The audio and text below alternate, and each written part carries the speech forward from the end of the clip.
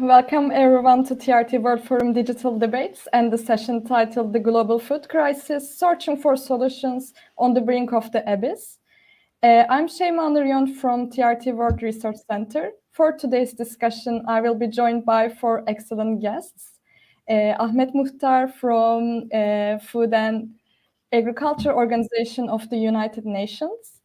Daniel Nienberg, from President and co-founder of Food Tank. Michael Fahri, UN Special Reporter on the Right to Food, and Molly Anderson, William R. Kinnan, Junior Professor of Food Studies from Middlebury College. Thank you all for joining us tonight. So the world faces a global food crisis. The Russian invasion of Ukraine is one of the factors that worsen the crisis. But more than that, the COVID-19 pandemic, climate change, and resettling from urban to rural areas are all contributing to this crisis. Tonight, we will not get dragged too much into the reasons for this crisis or its implications worldwide. Instead, we will, as much as possible, try to go possible solutions. There are already ongoing efforts by several stakeholders to tackle this crisis. Accordingly, several steps taken, such as the latest grain deal brokered by the UN and Türkiye. However, the world needs a further action as soon as possible, and I'm sure this discussion will provide us with valuable means of action. Even if I said that I don't want to go into details about the reasons for this crisis, I want us to frame the crisis to understand the solutions offered. Therefore, I will briefly discuss the reasons for the global food crisis. I want to start with Michael Fahri. First of all, welcome and thank you for joining us. We mentioned several reasons, such as climate change, COVID-19 pandemic, among the reasons for the global food crisis. But in your latest report on the right to food and the coronavirus disease pandemic, as the UN Special Reporter on the Right to Food, there is a sentence which struck my attention. Hunger and famine are not the result of low productivity, but rather a human-made political problem. So can you explain to us how the global food crisis in general is a human-made political problem?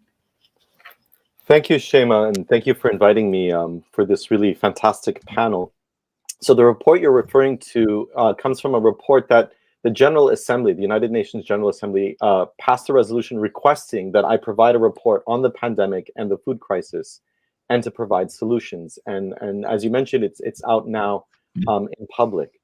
And we've known for decades that the causes of hunger, famine, and malnutrition are always political problems, are always the result of political failures. And it's not a lack of the amount of food. For example, we have increased, globally speaking, food production by 300%, far faster than population growth, and yet malnutrition is on the rise. In fact, often food is the source of people's illnesses and problems. So we know the problem isn't that we need to produce more food, even as the population grows. Of course, we need to keep up with that. And so specifically what we saw in the pandemic is the problem wasn't even a lack of solutions. People have good ideas. Local communities know what they need to do.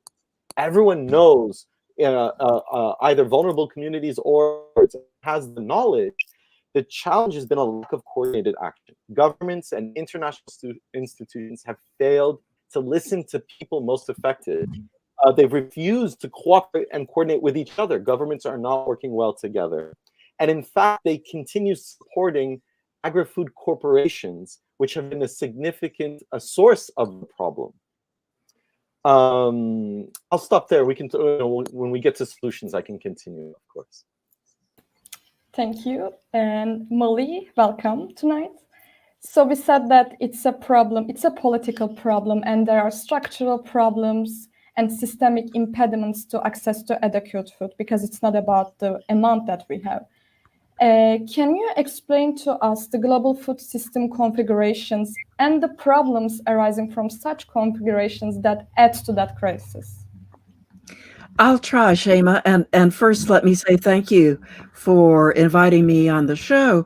I would agree with the assessment from Michael, and I would add that one of the things that is really contributing to this crisis. It's a food price crisis. It's a crisis of people not being able to afford food. And the structural issue here is massive inequality in the world, both within countries and between countries, where all too many people lack the income, the ability to earn money or to access the resources that they need to grow their own food. So that's what we're seeing. We're seeing a world of relatively wealthy people and a world of extremely poor people.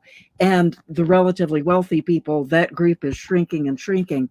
Other structural issues that are in the way, we have known about these from the 2007 to 2008 food price crisis, at least. They were pointed out at that stage, and really nothing was done.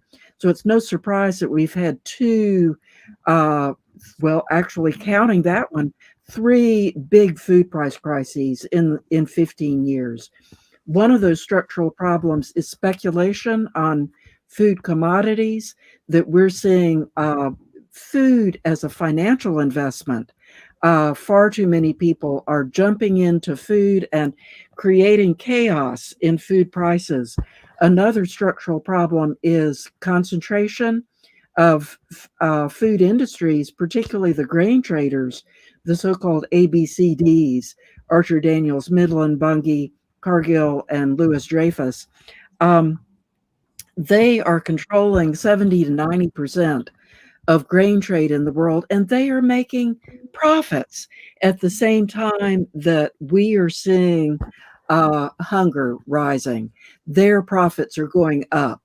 So structural issues having to do with concentration and our failure to break up these big monopolies that are controlling grain trade in particular, but also the financial issues that are in the way that are allowing really rampant speculation on food.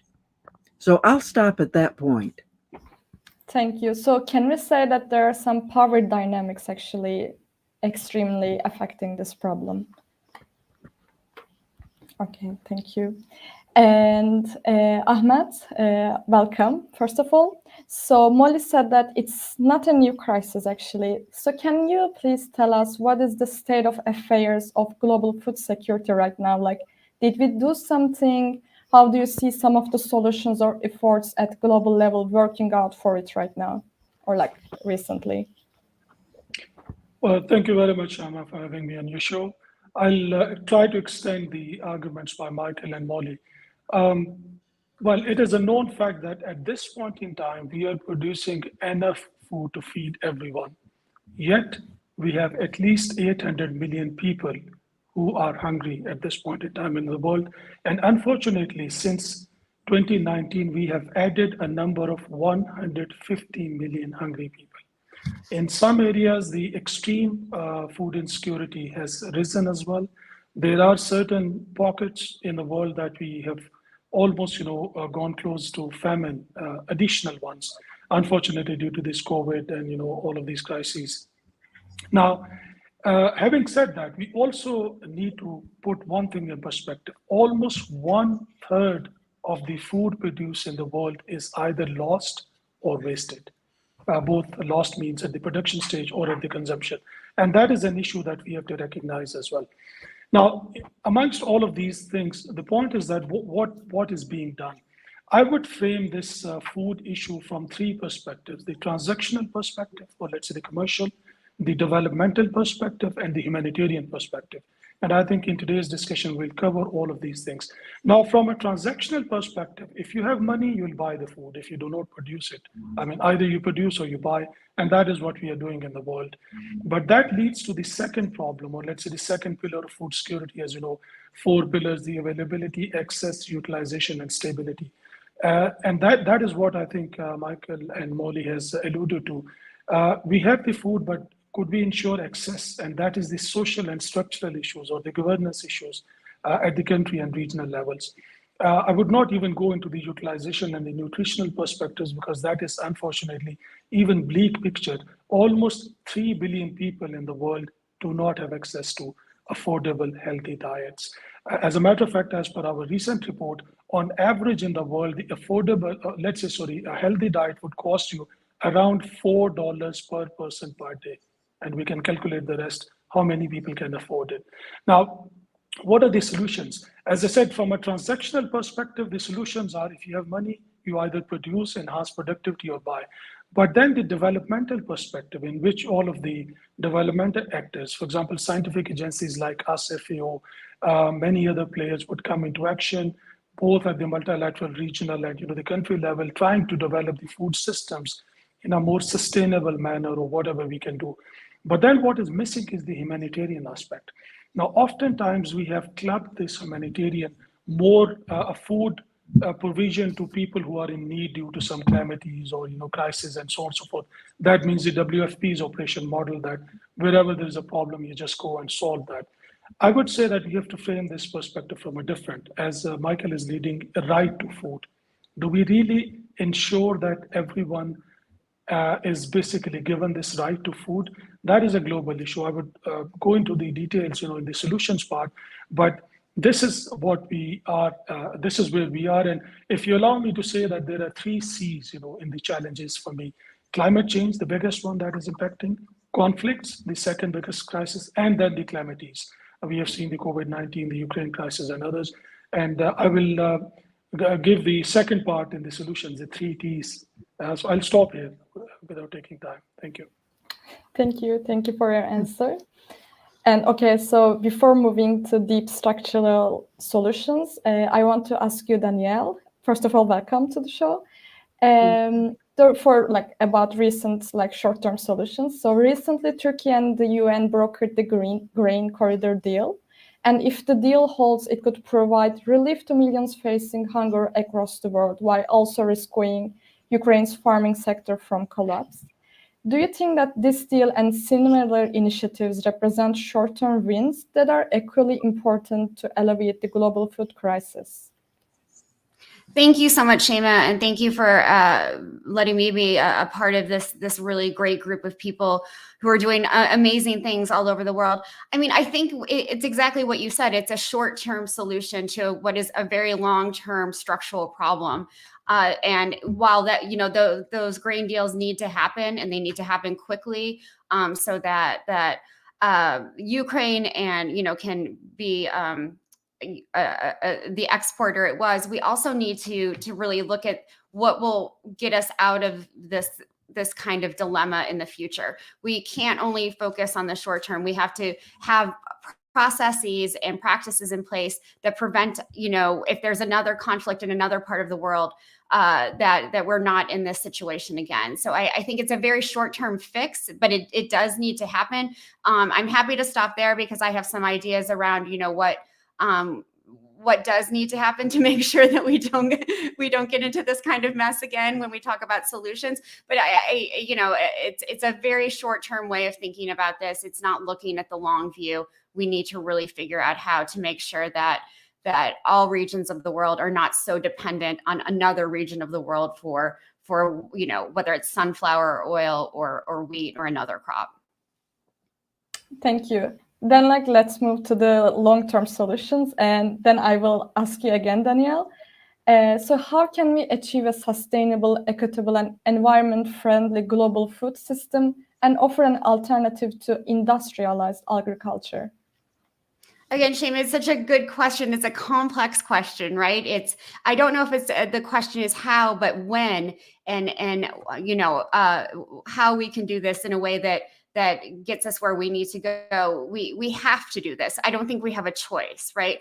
I think we've come to a point with our industrialized food systems that are so dependent on fossil fuels. They're so dependent on subsidies and other policy mechanisms. They're so consolidated, as both Molly and Michael pointed out, that this kind of structure can't last. It's not sustainable over the long term. And I hope that before things get worse in the world, what we're seeing with what Ahmad said about the number of hungry people growing because of the pandemic, because of the climate crisis, because of our huge public health crisis, et cetera, that we can figure out how to achieve environmentally, economically, and socially sustainable ways of growing food and having food and agriculture systems that are regionalized and localized, that are focused on feeding farmers first. Farmers, are the hungriest people in the world, ironically.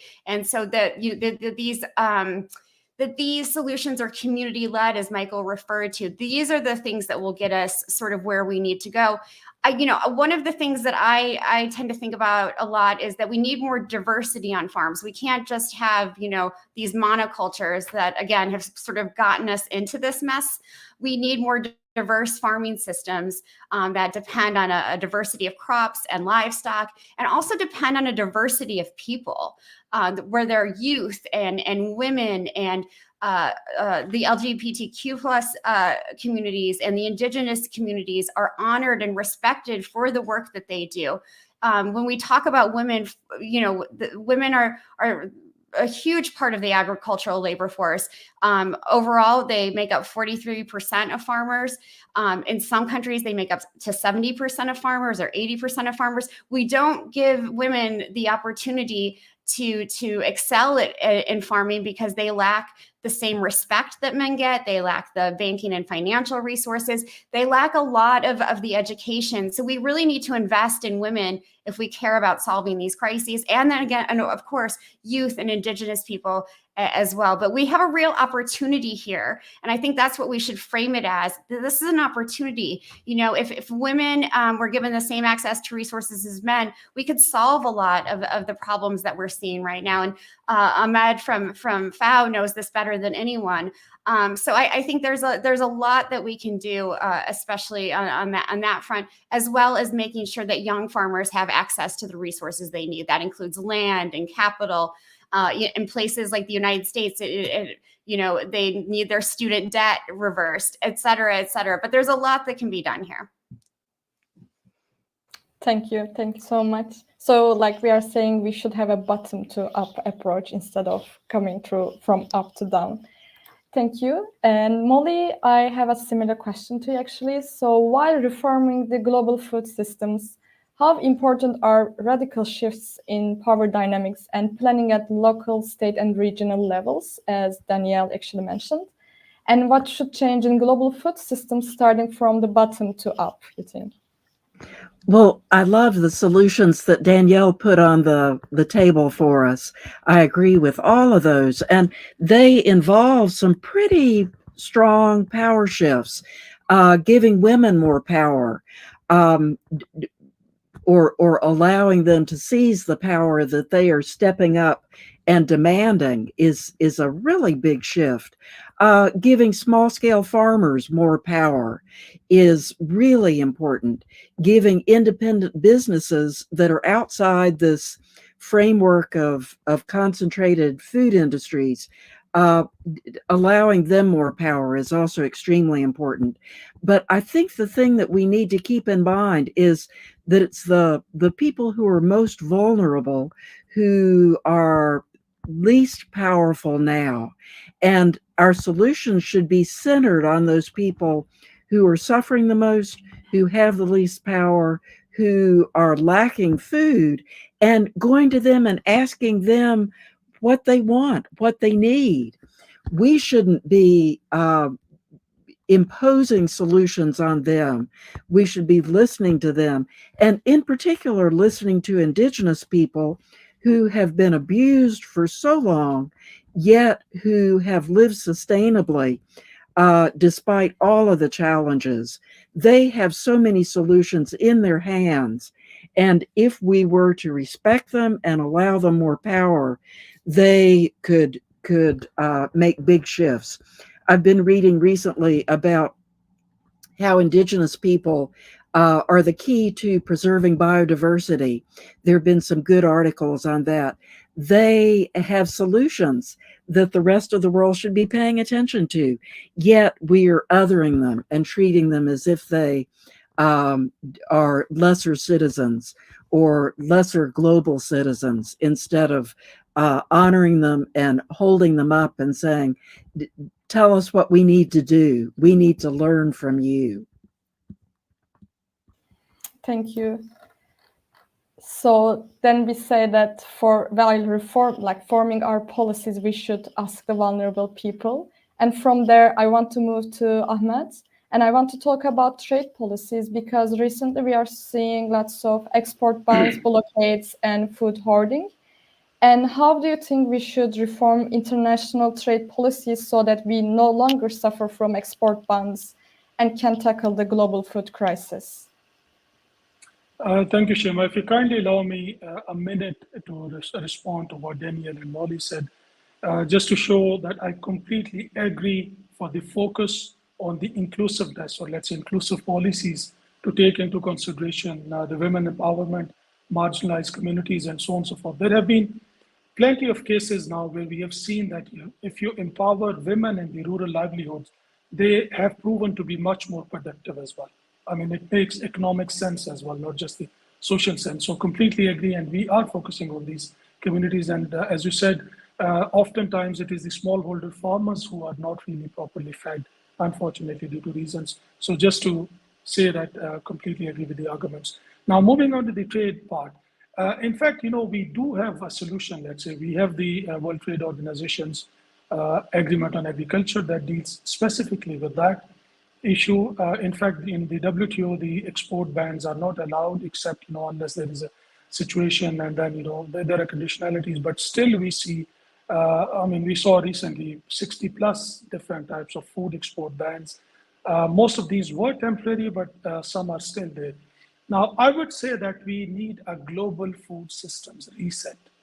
That's a big part that we will discuss in the solutions. But let's on the trade reset. For now, the WTO agreement on agriculture deals with the transactional part of the food. How do you trade? How do you do the transactions between the countries? Of course, it does deal with the subsidies as well. It discourages the subsidies. It basically now discourages the export bans and these type of things, but still from a business perspective, not from a humanitarian or developmental perspective. So what we can do is that we can agree upon a certain framework that, first of all, let us share what we have at the global levels, at least share the information. Now, many of the recent export bans, if I could say unnecessary, were really unnecessary because they were knee-jerk reactions. Some countries are fairly comfortable, but some of the policymakers face a pressure due to this global market uncertainty. And that uncertainty could be catered to if we have a real information sharing pact that country X has this much production and this could be fed by country Y. But now that leads to the bigger structural question. A country who would put an export ban, if you go to the country and ask them not to do because you can get from the global market, the country would ask, are you sure you can get from the global marketplace? That is the big question. We cannot ensure. The region where I'm working right now, let's say the Near East and North Africa region, this region has more than 60% of their caloric intakes comes from the imported food, more than 60%. In case of Egypt, let's say, as you know, they are the biggest meat importers. Now, in this recent turmoil, every country was asking, okay, guys, you have been promoting the international trade in agriculture. Now tell us, what do we do? Of course, not every country can produce, not every country can be self-sufficient. It is a given thing. But I do not think that in the existing form, the international trading system is capable of taking care of these shocks, or let's say the global uncertainties. So we need to sit together yet again, get out of the commercial angle, get into the humanitarian, and then define global food security as a global collective problem and find a global collective solution rather than individual solutions that countries do. So for now, yes, WTO does have a good, let's say, framework, but not enough framework, not enough even to ensure the countries like Singapore, for example, countries who are completely dependent, or countries like UAE, rich country, but it depends. Almost all dependence on the global marketplace. So we have to, I would say, during this reset, the global food systems reset, we have to find out new avenues, new parameters, and new foundations of an international trading system that caters to this global food security uncertainties, if I can say. Thank you. Thank you so much for your comments. Also, you kind of touched upon some legal issues about international trade system, and I do remember, Michael, in your report, you touched upon those agreements as well. So I want to ask you, what changes do you think within the legal field, such as, I don't know, property rights or intellectual property rights, are necessary to tackle the global food crisis? Yeah, thank you, Shema. Just to build on what Ahmed is saying, sort of the how trade and the trading system and the WTO is such a fundamental problem. It is one of the structural impediments to what we have. But I also want to talk about debt after I mention trade for a moment. So on the trade side, I think there's two. I mean, the WTO was problematic from the moment it was created in 1994, and workers, farmers, social movements protested from the very beginning. And the legitimacy of the WTO has always been in question since it's been created. And now I think it's in a moment where it's very clear that it is not a legitimate institution. And so in my report, I call for the termination of the agreement of agriculture, because the agreement on agriculture assumes that subsidizing food production and agriculture and food systems is a bad thing as a rule, and then creates exceptions. And those exceptions have led to the subsidization of corporations in rich countries. What we need is a system that says, no, of course you need to support agriculture and food systems. Of course the government is a core, has always been, any system of agriculture, since we've created agriculture, has always been supported through institutions, public institutions, and eventually through governments. And so let us ask, we don't have a forum to discuss, can we agree on what's a good subsidy and what's a bad subsidy, and not assume subsidies are a bad thing as a starting point. So let us terminate the agreement on agriculture, and I lay out a very specific plan on how to negotiate new international food agreements, using existing legal mechanisms, using existing structures that we have to start answering questions. The other thing I call for is the termination of the intellectual property agreement, which is called TRIPS, the Trade-Related Intellectual Property Agreement of the WTO.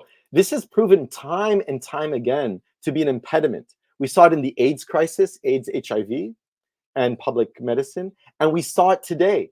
The TRIPS agreement, the intellectual property agreement, is what is stopping our ability, our countries in the global south, it's blocking their ability to produce their own medicine and equipment that they need to respond immediately to the pandemic. And it's serving, from the beginning, everyone has always known this, from the beginning, the intellectual property agreement of the WTO was designed to serve pharmaceutical companies and not people. So we can terminate that, we can live without it very easily, still be able to protect intellectual property rights, but we don't need that. So if we terminate those two agreements, that immediately frees up governments to start negotiating international food agreements, and to build on what Ahmed is saying, so that we treat food and not as a commodity, as not something that is about profits and finance and all of that, in all of the complexities that food brings. If I could add one more thing about debt, the other thing that limits government's ability to respond to the crisis, even if they wanted to, is we're in the midst of yet another crisis upon crisis, but a debt crisis, in that many countries, especially low and middle income countries, had to borrow a lot of money to be able to respond to the pandemic. And so now they're faced with an impossible choice. Either they feed their people, they use their limited resources to feed their people and not service the debt. But if you don't service your debt, then your credit rating collapses, and then it's harder, your financial system becomes destabilized. Or you service your debt, stabilize your financial system, but watch your people go hungry.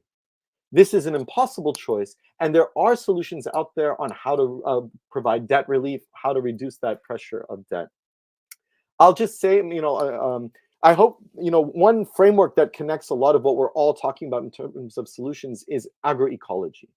Agroecology is an idea that focuses on biodiversity, that focuses on shifting power into the hands of farmers, peasants, fishers, pastoralists, and I would add workers as well. But the power of agroecology is it recognizes the importance of human rights. How you treat the soil and how you treat animals and how you treat people are all the same thing. Justice and human rights and dignity of all beings is at the core of agroecology. And so what we can do is governments can't borrow more money. They can't rely on foreign investment because foreign investment has destabilized economies, has not served people. What can they do? They can take their existing budgets as a first step. Every country has a budget for food and agriculture, and repurpose their existing budget to create a just transition to agroecology. They start today. We can to see those effects in the short term, medium term, and long term. So even if we just work with existing budgets, not borrowing more money or relying on philanthropy or aid or whatever, and we have the knowledge, countries can create a system of transition, and it has that transition. Just transition is key. Sri Lanka is an example of how not to do it. They get committed to organic farming because of their heavy debt, but it was not a just transition. It was not done with a human rights approach, and it created devastating effects. So I think the framework that holds a lot of what we're talking about together in terms of solutions is agroecology. Back to you, Shema. Thank you so much. Danielle, actually, I know you also focus on agroecology. So can I ask you to comment on this and also maybe provide us some background about what is the state of agroecology right now? I mean, I think Michael laid it out well that it is both a set of practices and sort of this social movement that can, spread justice and equality by being used in a way that, encompasses both people and the planet and all its living beings. So I think there is more interest now in agroecology. You have, people like Molly Anderson who have been talking about it for a very long time. It's catching on, but not in the way that I had hoped it would. I think that, when COVID happened, I believed that people would wake up, policymakers and companies and others would wake up and realize that our current systems of producing and consuming food were not good for human health or the health of the planet. That didn't happen. Then I thought maybe when the Ukraine crisis happened that, we would wake up and understand that, we need to change how we produce and consume food. That is not happening in the way that it should. And it goes back to what I said earlier. We should look at this, changing our food and agriculture systems is not how it happens, but when it needs to happen. We need to, follow sort of what Michael has laid out in his reports, what Dr. Anderson and Ahmad have laid out, during their careers. The solutions are out there. And I think that's something that we forget. We don't need to come up with a silver bullet for these. Agroecology is a solution, providing more resources to young farmers is a solution. Empowering women in all the ways that they should be is a solution. These things can be combined, but the solutions are out there. We just need the political will that was mentioned before to implement them. Thank you. So taking from that point, actually, I want to ask a question to Molly, because you mentioned that food is financial, so we can say private sector is highly involved in that process. And we also told that we should hear what vulnerable people say. So how do you think we can bring these people to the table to create further food framework to deal with this crisis? Well, they already are at the table at the Committee on World Food Security. So that's one good place to have these discussions about the kind of future food system we need and want. The civil society and indigenous peoples mechanism has a seat at the table. The Committee on World Food Security is unusual among UN organizations in that it does allow civil society and indigenous people to share in those discussions up to the point of a vote. The votes are only taken by delegates from countries, which is right, because the Committee on World Food Security is based on human rights, and governments are the entities that are accountable for human rights. So the votes about the kinds of changes, the kinds of transformations that need to happen in food systems should be made by those entities that will be held accountable for failing to follow through if that's what happens, or should be thanked if they do follow through. So definitely that is a good place to be holding these discussions and a good way to bring those entities to the table. Recently, the Civil Society and Indigenous Peoples mechanism has had an uphill fight because a lot of the governments, particularly the big exporting countries, have been resisting the kinds of solutions, including agroecology and food sovereignty, that civil society and indigenous peoples mechanism have been insisting are the answer, the way to move forward. These countries like mine, the United States, have been very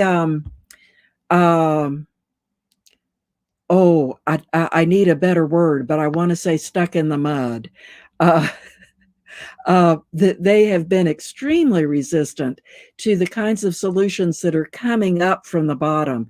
We recently went through policy negotiations at the Committee on World Food Security on agroecology, and the Civil Society and Indigenous Peoples mechanism decided that they could not support the final policy negotiations that were done, even though they had participated in good faith all the way through, because the final document crossed so many red lines for civil society and indigenous people. They simply could not support them. However, agroecology remains the solution, and there are parts of that policy negotiation that are still valuable, still worthwhile. We should be supporting those while recognizing that the Committee on World Food Security is in a somewhat tenuous position right now because of these power differentials. These wealthy countries, generally from the industrialized North, although there are a few countries from the global South that are grain exporting countries, countries that are listening too much to agribusiness instead of to poor people, to the small scale farmers who are resisting those solutions. So it comes back to those power shifts that we've been talking about throughout the program that need to happen, back to vulnerable people, back to small scale farmers. And something that we haven't talked about, haven't mentioned so far, was the really devastating role of structural adjustment, which was a conditionality that was placed on loans by the IMF and the World Bank. When they were making loans to impoverished countries, they said that these countries had to stop subsidizing agriculture, had to stop subsidizing education, which was a huge step backwards for these countries. And it left them in a position that it's very difficult now, since they divested from agriculture for so long. It's very difficult for them now to be rebuilding agroecology and rebuilding a whole agricultural infrastructure that's needed to move toward food sovereignty. Thank you so much for your comprehensive answer. And moving from there, actually, because Molly talked about the resistance coming from the states and against the vulnerable people's solutions, let's say, I want to ask you, Ahmad, so what do you think the state of private sector right now regarding this global food crisis, and how can we make them the solution for this crisis? Okay, thanks, Shema. But again, just like the previous, if you allow me 1 minute on Michael's point of the WTO. In fact, I have been negotiator in the WTO for many years, and I negotiated the agriculture and IP as well. I mean, the post-Doha negotiations, so the Doha round negotiations. Now, let me start with the TRIPS. Yes, in the TRIPS agreement of the WTO, there are structural imbalances, let us be honest. But then point is that not having the TRIPS would not leave us as the developing countries in a good place. That exceptional, the public health decision, the famous decision, Michael, I think it was only one country that used that facility. The latest information that I have up to 2016, I think it was Angola probably, who got medicine from Canada. But the recent COVID-19 exception, as you know, through the WTO platform is a good example. On the agreement on agriculture in particular, I want to point out that we have to understand that this is an agreement on agriculture as a sector. It is not an agreement on food, and we have to understand that difference. We are trying to find the food security solutions from the WTO. It is not tailored for that. It is not geared. And that is why I said in the beginning that we need to change it. Now, unfortunately, I would say that we as developing countries, in the name of in the name of, let's say, few exceptions like the public food, stockholding for, food security purposes and others, we have equated everything to food security, which is not enough. So just to highlight that we need a separate solution or an additional solution to that one, because the existing agreement is not geared, but not having those agreements, or let's say undoing them, may open up another Pandora's box. Anyways, moving to the private sector. I would say that there is a role of private sector. Let us be very clear with that one. Not having, again, the private sector would not render us in a good situation. But now, what is the role? As colleagues mentioned, we have the CFS, the Committee on World Food Security, that basically tries to have a balance between the stakeholders. The CFS has issued the responsible investment in agriculture guidelines, CFSI principles, the 10 commandments that we say for these big corporations to follow. Now, we have to understand that these big corporations are businesses. They are not, the development or humanitarian agencies, and they have to operate on that scale. Now, how do we get best out of them? In fact, as you know, when we were negotiating the SDGs, many of the people in the eminent group of experts by the Secretary General of the UN were actually from the food companies. Paul Pullman himself, was from Unilever and a few others. So they are, I think, they have been and they are part of the solution. Most of these big corporations are saying that we are going towards the sustainability, but yes, there are concerns. So the point is that in this global food systems reset, we have to sit with them, recognize them as a essential partner with the indigenous communities, with the women representatives, marginalized communities representatives, small scale in particular, and then come up with a new global social contract on the food security, where fine, businesses have to operate like businesses, but how much do you contribute? Let me give you an example. When we say that these businesses are giving the technology, yes, but some of the technology producers in agriculture sector are not even interested to deploy that technologies in the markets which are not lucrative to them. And that is, something that needs to be adjusted. On the other side, these seeds, patents and other things, fine, we understand patent is to be respected as intellectual property, but then there has to be differential pricing. There has to be, many other models.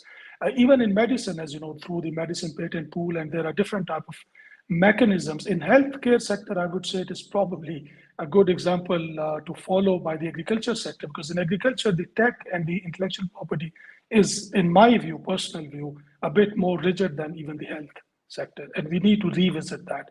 So we need to sit with these big private sectors to make them understand that, fine, we are not asking to take a share from your profits and these type of things, but we are trying to become a development partner with you in ensuring the access towards technology, productivity techniques, and so on and so forth.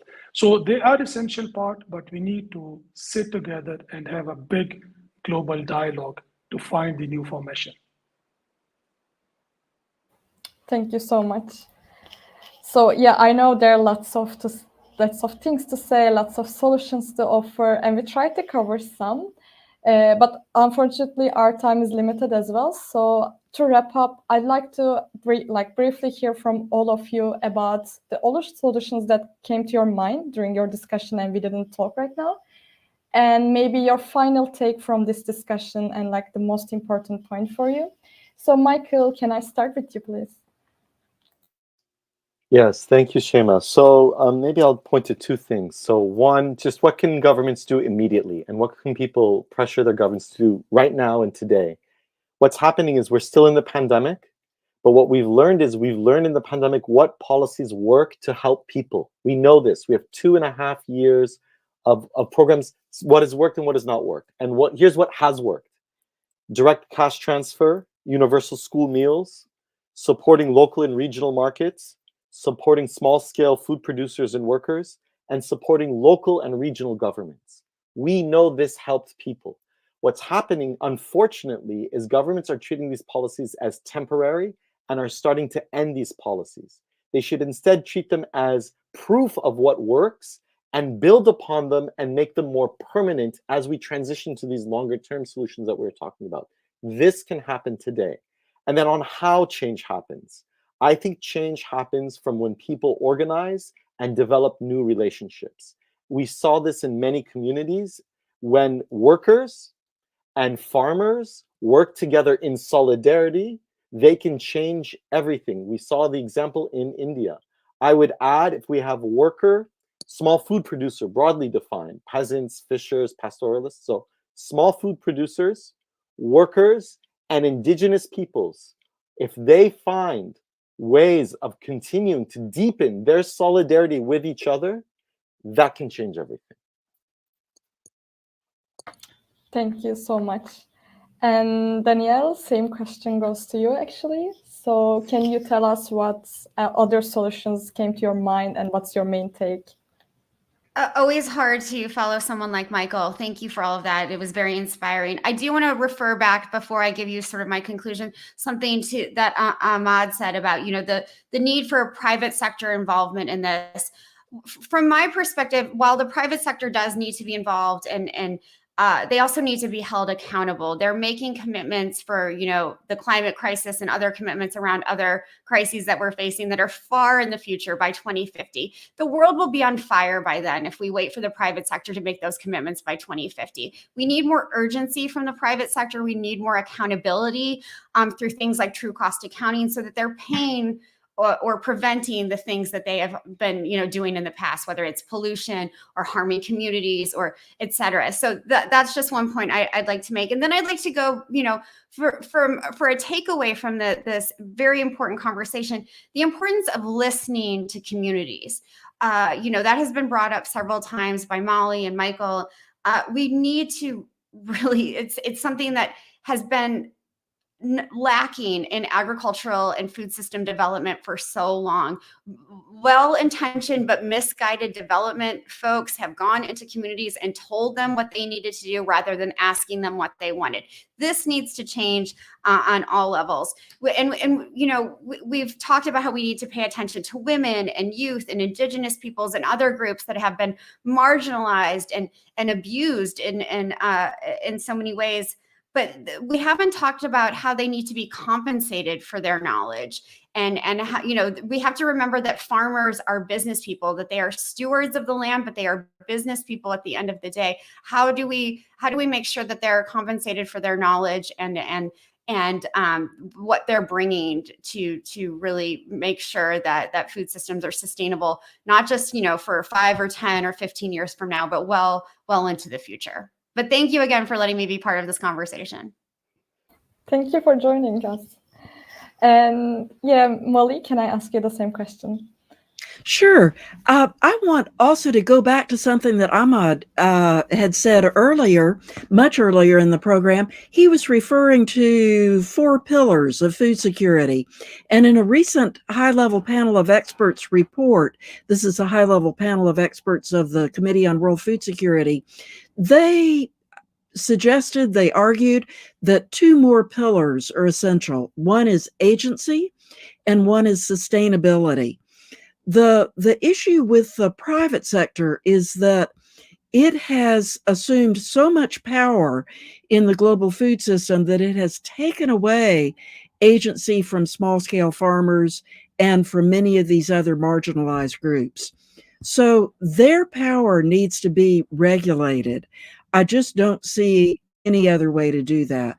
They must be more firmly regulated to hold them accountable, to make sure that they really are following through on commitments and only taking their share of profits from the food system. Right now, they're taking far more than their share. They have been very greedy and refuse to share the profits with farmers, all under the rubric under the umbrella that they are providing lower cost to consumers, but consumers need to be paying the full cost of food. If consumers are unable to pay the full cost of food, then they need to be subsidized by the government. That seems pretty obvious to me. And by full cost of food, I mean the full cost of providing healthy food that's produced in sustainable agroecological ways. So these are shifts that really need to happen. I think great ideas have come up through this program, and there's really nothing that's been said that I would staunchly argue against. Many things that I would say, yes, let's do it. This is by far the best thing. Michael gave us a list of things that have worked in the United States. And the fact that the United States did provide direct cash payments to people, that school meals were universally free, universally provided, that federal food assistance was boosted, was made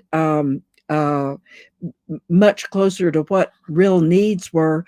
All of those things worked, and we know it because the food insecurity proportion of the population in 2020 was not significantly greater than it had been in 2019. And many people had anticipated that it was just going to shoot off the horizon because of COVID. But those measures really were effective, and they were all rights-based measures. They were all measures that were based in respecting people's human rights, respecting their dignity. So we know what happens, what happens when we don't follow these solutions. We have far too many examples of people who are suffering now because these kinds of solutions have not been implemented. So let's shift over and do the things that work. And just to clarify, those were examples I gave, not just from the US, that's all over the world. So seeing governments all over the world of what worked. Excellent. I have the data from the United States that say they definitely worked in our country, and the strategies that we had been following earlier were not working. So yes, let's implement these things all over the world. Thank you so much. And lastly, Ahmed, may I ask for your solutions and then your take from this discussion?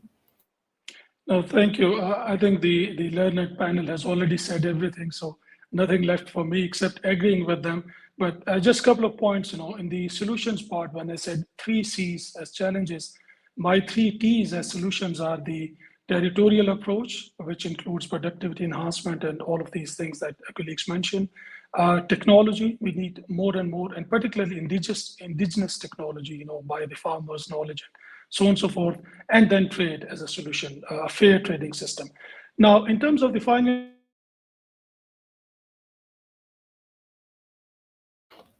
Yeah, unfortunately, I guess we lost Ahmed. I would say that we multilateral level, which means redefining the global food governance system, which people like Michael and others are, excellently doing it, and we need to really redefine, which is just fair global food governance system. Secondly, at the national levels, we need to transform our agri-food systems, which the agri-food system, or let's say the food systems, which are more efficient, which are more inclusive, more resilient, and more sustainable. And at the third level, I would say that we as 8 billion human beings also have a responsibility as consumers. If we start thinking, even 30% of us at the global level, start thinking that what I'm eating first, am I not wasting? Where is it coming from? Am I paying the fair price? Can I get it from alternate source? And so on and so forth. It would create a lot of difference. Of course, food waste, as I said, is about 15-16%. Food loss is another 15%. But then if we are going more towards, let's say, more localized consumptions, going more into the necessary organics and these type of things, it would also strengthen our agri-food systems that we have been talking about. But all in all excellent solutions and discussions, I think, in this debate. And as also the other panelists said, there are solutions, we just need to act upon now. And probably, I think in this crisis or this brink of abyss, as you said, is a wake-up call for us. And probably it might be a good time to redefine all of these things and start taking action. Thank you very much. Thank you. Actually, these were the excellent final words, I could say. And thank you all to our speakers, excellent speakers. I really enjoyed today's discussion. My personal take is, I guess, also similar to Ahmed's take. So we indeed have solutions, but we have to act on those and we have to implement these. Thank you all for joining us for tonight's discussion, to our audience, to our amazing speakers. And I hope you enjoyed the discussion and have a good evening, good morning, and good afternoon. Thank you, Shema. Thank you very much.